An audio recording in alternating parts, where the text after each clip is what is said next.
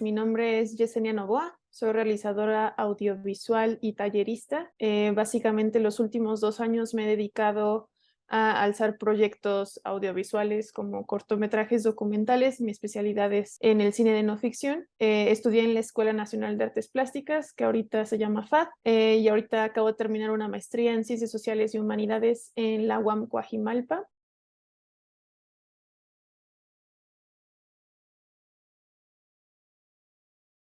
Pues nada, en realidad como que mi experiencia de realización como que ha sido meramente autogestiva hasta este último que hice en el 2021. Tengo un primer cortometraje que se llama Pomuch, Relatos Peninsulares 1, que surge de un proyecto que se llama Relatos Peninsulares, que era hacer un corto por estado, los estados que querían ser la República Independiente de Yucatán en el siglo XIX, que son Campeche, Yucatán y Quintana Roo. Y el primer cortometraje es Pomuch, que es la región de Campeche, que pues tienen la tradición del Hanal Pichán, que justo acaba de pasar. Si hay un sincretismo, digamos, como de las tradiciones mayas y las católicas. Sus principales actividades durante el mes de octubre es darle una limpieza a los cuerpos de los difuntos. Entonces hay una exhumación, luego hay una fragmentación del cuerpo y luego los llevan al nicho y les dan con unos cepillos esa limpieza, porque en el Hanal Pichán las almas visitan el cuerpo físico que tenían en este plan. Entonces va de eso. Mi segundo proyecto, que ya tiene un financiamiento federal del IMCINE, es La Ciudad de la Pericia, que ahorita acaba de cumplir 1 año de que se estrenó. Es un documental que va sobre la movilidad de la Ciudad de México, pero enfocado en los usuarios de bicicleta. Todo lo que conlleva esta herramienta de una simple bicicleta, que es justo como la emancipación de muchas cosas, ¿no? Y cómo es una herramienta funcional no solamente en cuestiones económicas, sino en cuestiones de seguridad también para las mujeres, ¿no? Entonces son 3 voces que guían el cortometraje y es un ensayo también visual y sonoro respecto a la inmensidad que tiene la ciudad. Y bueno, como que en realidad he tenido varios trabajos antes de solo dedicarme a la realización, pero pues básicamente como mi especialidad cuando no son mis proyectos es la edición y pues ahorita estoy en un proceso de edición de un proyecto que es de una directora que se llama Andrea Riera, que es sobre el primer equipo femenil de fútbol en México. Hasta ahí va. Y otros proyectos en proceso, pero bueno, esos están todavía en la nube de ideas.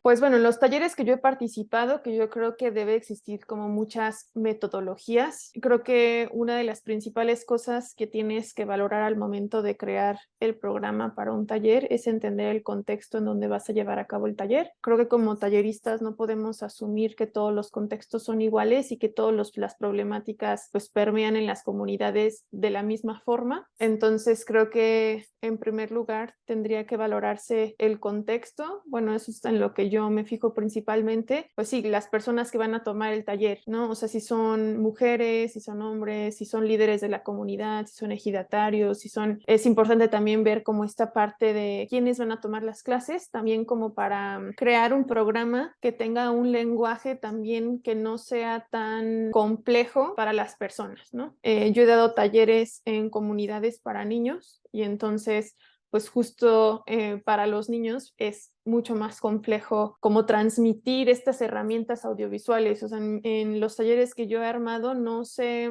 bueno, no me gusta que me vean como un rol de maestra, porque creo que eso también puede complicar un poco los procesos de enseñanza, porque aunque las escuelas son un espacio pues de enseñanza y de cierta educación, como básica, lo que la mayoría de las personas en México entendemos como lo clásico, pues uno no puede asumir tampoco que todas las personas se sienten cómodos con ese tipo de espacios. Entonces, en los talleres me presento como, pues sí, o sea, con mi nombre, Yesenia Novoa, que me digan como ellos mejor les parezca, que en realidad pues yo soy como un medio de. En el programa intento primero encontrar cuál es el objetivo del programa. Pensaba en un taller que di a mujeres de comunidades de la Huasteca Potosina. Ellas ya sabían cuál era el objetivo, o sea, cuál es el objetivo de aprender lenguajes audiovisuales, ¿no? Que pueden tener muchos, o sea, hasta en crear contenidos quizá un poco más con una estética cinematográfica para redes o crear, sí, como canales de comunicación para la misma comunidad. Entonces es encontrar primero un objetivo, ¿para qué quieren el taller? Y bueno, ya una vez que conoces eso o tú creas un objetivo que creas conveniente para la comunidad, entonces es conforme armas ese programa. Entonces las mujeres participaron de 2 comunidades de la Huasteca Potosina, que una era Tanlajas y la otra, la verdad, ya no me acuerdo. Lo que ellas querían era que como las mujeres son una parte como muy importante en las decisiones de esta comunidad y que son decisiones, pues sí, meramente comunitarias, lo que ellas buscaban eran aprender sobre los derechos humanos en la vida digital y entender cómo explotar la herramienta que pudieran tener en sus manos. Casi todos los talleres que he dado son con celulares, porque creo que es como la vía más rápida para que se entienda cómo se construye pues sí, una buena comunicación o cómo se construye una buena historia. Yo no uso tanto estas cuestiones sí, como de conceptos o de lenguaje cinematográfico, o sea, como en planos y esas cosas, porque creo que también depende mucho quiénes están tomando el taller y no me parece como correcto ser impositivos en esos lenguajes, porque en realidad no es que ellos vayan a construir como un cine desde la escuela, ellos van a construir pues sí, un canal para comunicar algo y eso no específicamente tiene que ver con una cosa de construcción de cine desde su modalidad más clásica. Como que intento comprendan como los planos y los encuadres, pero desde su propia cosmovisión. O sea, sí, a veces utilizo como lenguajes como plano general, plano detalle, bla, pero en realidad no es una imposición, es solamente para que conozcan sobre las herramientas y sobre cómo podemos combinar ese tipo de cosas, ¿no?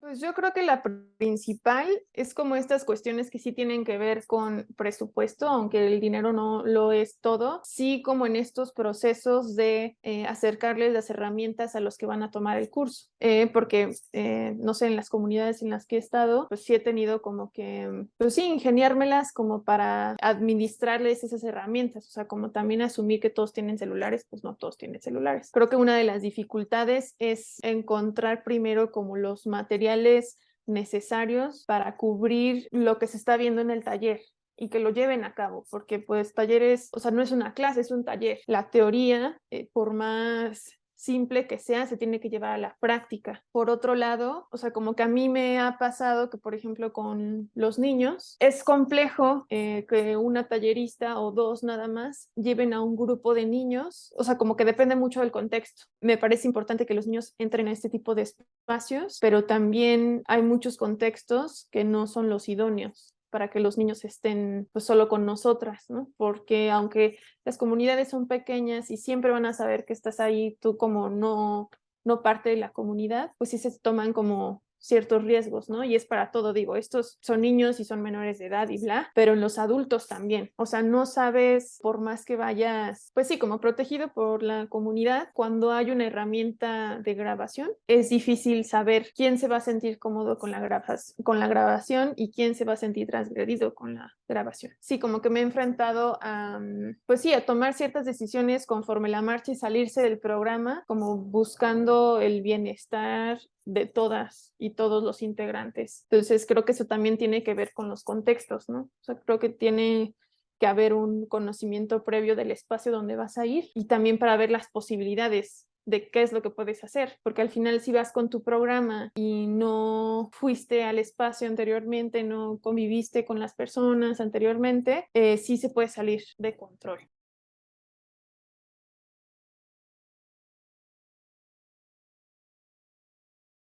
¿Cuál será? Pues creo que el último, fui a dar otro a la Huasteca Potosina, pero ya no fue con mujeres, sino más bien fue como un taller muy express a una ONG que se llama Fondo para la Paz, que trabaja con ciertas comunidades de la Huasteca. Y en realidad el taller era para los mismos integrantes de la ONG. Sí, uno de los motivos de mi ida fue también para hacer, pues sí, como un ejemplo tangible de cómo podemos resolver ciertas cosas sin tener todo el material necesario, ¿no? O sea, allí en la ONG tenían una cámara que era de mi amigo el que me invitó, Ferdinando Armenta, y tenían una grabadora, pero pues no había micrófonos, no había, digamos, muchos recursos, pero se puede solucionar. Entonces un poco el taller fue de eso, de cómo podemos sacarle provecho a lo poco que tenemos y hacer las cosas lo mejor posible. Y bueno, fue una entrevista a uno de los integrantes de la comunidad que no está con la ONG específicamente, pero que la persona nos concedió, digamos, la entrevista. Es sobre un proyecto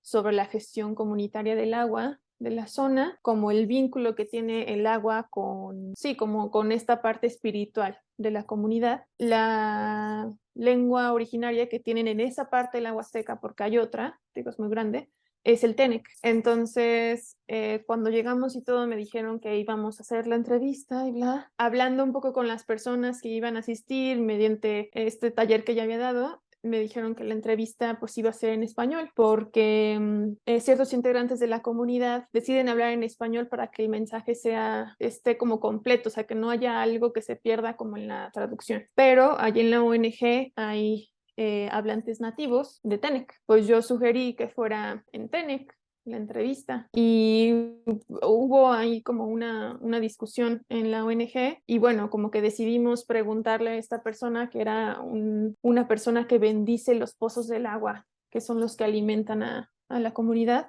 Como que en realidad es una anécdota que no sé si es tan valiosa para los demás, pero lo fue valiosa como para mí. Como que esta persona me dijo que nunca le habían preguntado si quería hacer la entrevista en Tenec, porque se asume que como está, digamos, y que sí pasa, ¿no? Que quieren hablar en español para que llegue bien el mensaje, pues se asumió que debía ser en español. Y entonces la persona con la que fui me dijo, no, pues ya le pregunté y me dijo que sí iba a ser en Tenec y la persona se me acercó y me dijo que nunca le habían preguntado eso y que pues obviamente se sentía más cómodo en Tenec porque su día a día es en Tenec y estaba preocupado porque yo no entendiera la entrevista y pues yo le dije que el asunto no era que yo le entendiera, sino que la persona que lo iba a entrevistar la entendiera y que yo después la iba a entender en la traducción. Y no sé, o sea, como que fue una entrevista que yo obviamente no entendía nada, ojalá supiera Tenec, pero no lo sé. Pues sí,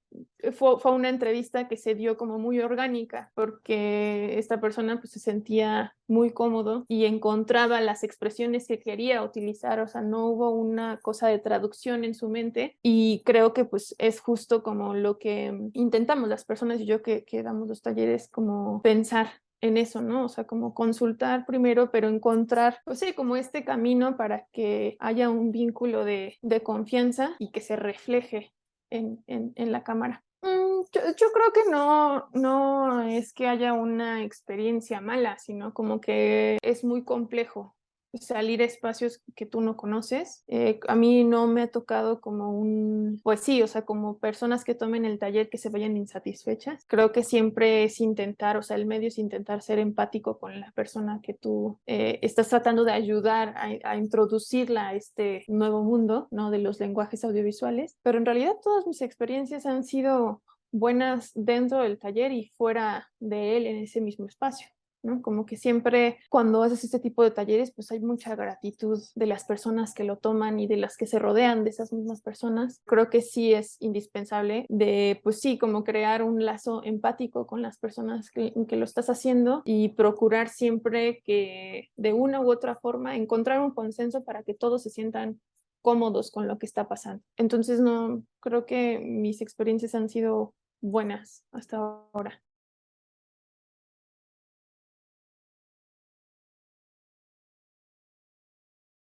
Pues la verdad es que todos los talleres que he dado han sido de lenguajes audiovisuales, porque ese es como mi medio de comunicarme. Mi respuesta sería un poco redundante con lo anterior, pero creo que es importante como considerar a quién se lo estás dando. O sea, no puedes utilizar los mismos lenguajes que vas a utilizar con un niño, así los que vas a utilizar con un padre de familia. Entonces creo que de ahí depende mucho cómo transmites eso, ¿no? Porque los programas casi todos son parecidos. El punto es que el contexto y las personas que lo toman cambian. Entonces, pues no sé, o sea, como que en el taller para niños que di en una comunidad en Michoacán, pues era también como entender, digo, yo convivo con niños, no tanto, no tengo hijos ni nada, pero sí tengo sobrinas, ¿no? O sea, como entender estas nuevas vinculaciones con la tecnología.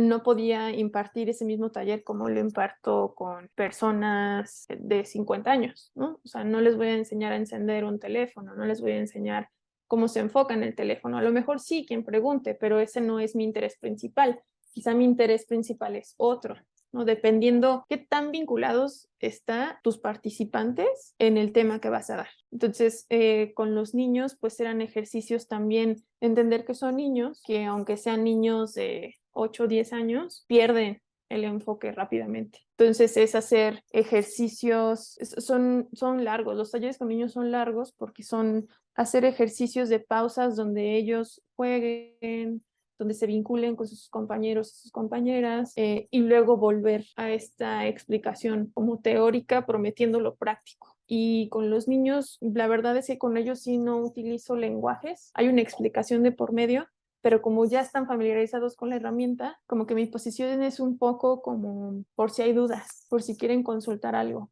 Bajo esa lógica sí pueden salir proyectos muy interesantes. Salió un documental de ese taller de los niños y ellos solitos agarraron su herramienta, o sea, hicimos unos estabilizadores, yo compré el material, los armamos, montamos el teléfono y pues salió un documental muy lindo de como la concepción del espacio sí, la concepción de su territorio. Entonces salíamos un poco al pueblo, que es chiquitito, es como de 6 cuadras, y había una interacción, pues sí, o sea, no montada de los niños siendo niños y de cómo, incluso como el ángulo, ¿no? De cómo ven los niños el mundo, pues lo ven hacia arriba. ¿No? Porque son chiquitos. Con los niños sí tiene que haber como mucha libertad, ¿no? Porque al final lo resuelven bien.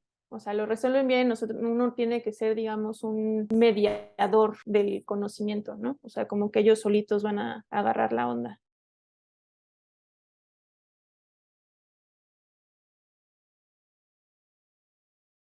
Ha sido distinta, porque creo que entre más crecemos nos volvemos un poco más temerosos que cuando somos niños. Nos volvemos un poco más, como que no tenemos esta libertad en todos los sentidos, como de hacer las cosas, ¿no? Como que siempre estamos buscando la aprobación. Entonces, con los adultos, pues es una dinámica distinta, porque en realidad ellos siempre te van a preguntar cómo se hace esto, lo otro. Entonces, el programa tiene que estar armado un poco más, sí, didáctico, pero con muchas explicaciones y con muchos ejemplos, porque no son tan lanzados a la acción como lo podría ser un niño. Y creo que sí es un proceso largo. Creo que con los adultos me ha pasado mucho que como que dentro de este proceso de enseñar como estos lenguajes audiovisuales, también es un poco como un proceso de enseñarles a tener confianza. Por fortuna ahorita es digital, ¿no? O sea, podemos borrar un montón de cosas, o sea, no se desperdicia un filme, o sea, no estamos gastando dinero y tardan mucho en tener confianza con la herramienta.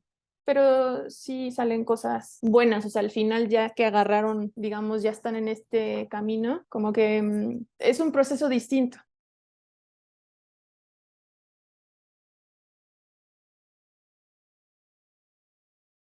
Yo creo que se parece un poco al de los niños. Bueno, en mi experiencia ha pasado que hay que como que desvincularlos un poco, porque pues está muy permeado este lenguaje de redes sociales, ¿no? Quitarles eso para ponerles esto otro, ¿no? O sea, como entender que la herramienta no, que la herramienta también que puede ser muy noble, pero que también es una herramienta que puede implicar muchas cosas, ¿no? O sea, como desde, pues sí, o sea, como no tener consideración con el otro respecto a que está saliendo en el video, por ejemplo, ¿no? O sea, como que creo que muchos adolescentes y con los niños también se habla un poco de eso, es siempre como el permiso de, porque al final está la integridad de la otra persona, ¿no? Si la otra persona no está de acuerdo con salir en el video, hay que descartar.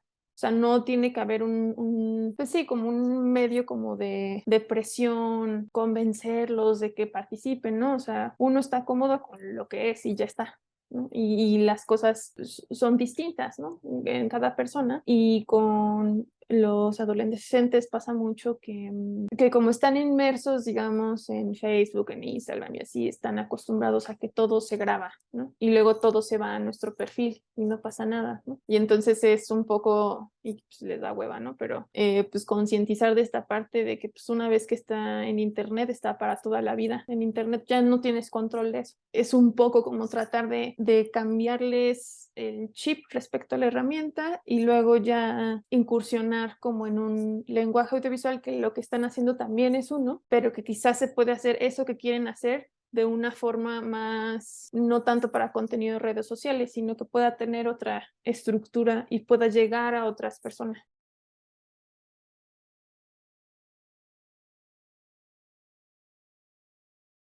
No sé, yo creo que es una pregunta difícil porque sí es muy diferente. También es diferente incluso en cuestiones de género, ¿no? O sea, no ven lo mismo los hombres que las mujeres. Las percepciones cambian y el contexto cambia también. Pero yo creo que es un poco como de entender que tu historia no es lo más importante. No puedes justificar como ciertas grabaciones, ciertos involucramientos con personas que no quieren estar involucradas, como estas cuestiones, pues sí, como de ser empático con los que van a estar frente a cámaras y detrás, y que no es justificación como de que tu historia no se puede contar si no sale esto. Pues ni modo, pues entonces hay que contar, sí, la historia, pero quizá con otros ángulos. Y creo que eso es parejo. ¿No? Como que luego se asume que para llegar a un resultado, el resultado que nosotros queremos llegar, pues lo demás no importa, con tal de que se cuente. Y no.